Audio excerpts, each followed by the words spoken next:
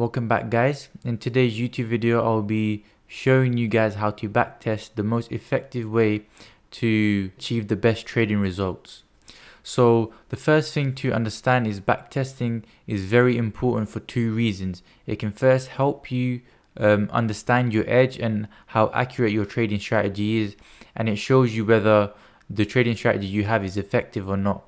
And the second reason is it will help you build muscle memory, and it will help you practice that strategy over and over again, so when you're in the live markets, you know exactly what to expect.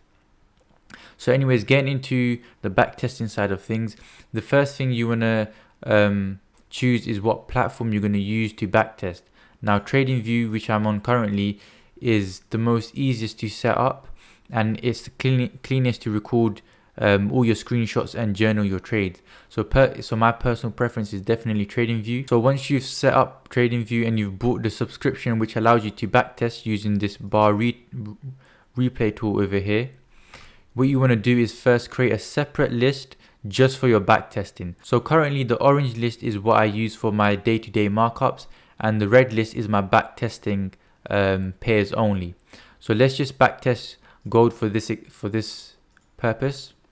So once we've come to gold, the first thing you want to do is remove all your indicators. So in this case, I've got my moving averages, and you also want to hide your charts over here, so there's no way you can see what's going on.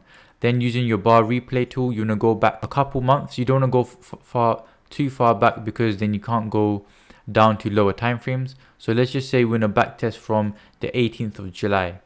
So once you've come to this this place, you then want to unhide your charts and unhide your indicators and just get ready to start backtesting. So just to give you a couple examples of what you would want to do after you've taken a trade. So let's just say, for argument's sake, that this is our level of supply. We want to expect a reaction from this level of supply to then sell the market. So as price pushes up into our region, we then drop down to a lower time frame. In this case, we're dropping down to the 30-minute time frame. Once we see a nice bearish engulfing candle engulfing this this wick rejection over here, we can then enter.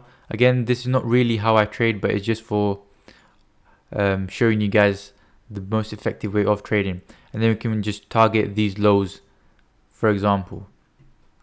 Then just playing price along, we can see price gradually rolls over, and our take profit eventually does get hit. So in this case, what you then want to do is you want to come back to your higher time frame, such as your 4 hour, and then you want to come and bring out this text tool over here, and right on the trade you took, you just want to label it as trade 1. Let's just reduce the size. Once you've labeled it as trade 1, you then want to go over to your journal, take and copy the link and paste it into your journal. Now, I'm not really going to be going over how to journal these backtesting trades, because that will be a separate video. So you can then label your trade on your journal as trade 1. So when you do come back to these charts, you can come over to your red list over here.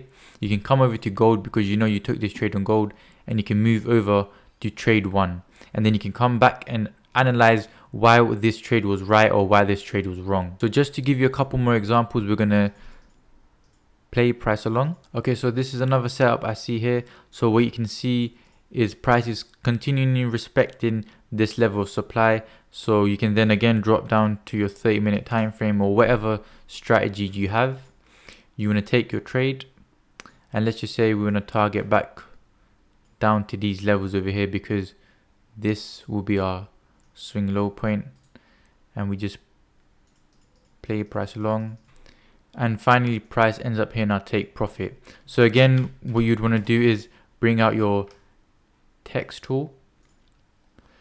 Just above the trade you took, you'd want to write trade 2. You then want to go over to your journal, copy the link for this trade down to all your different time frames, and you want to keep all the markings and everything. So in this case, let's just say we can mark out that this level here was of significance. We then got this level broken, which then led to our take profit being hit, and then this further retest. So whatever markings you have, whatever you need to place. Let's just place some of these highlighter tools over here.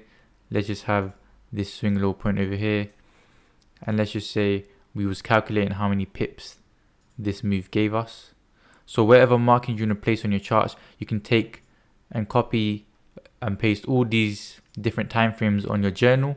And so when you do come back in a couple months time, or whenever you want to revisit it to see why that trade was effective or why that trade lost, you can then revisit the same trade and edit it in real time. Or another effective way could be that if you see, oh, okay, this risk to reward was only a 1-to-1, you can write yourself a little comment and you can say that this was just a 1-to-1 risk to reward ratio, and that in the future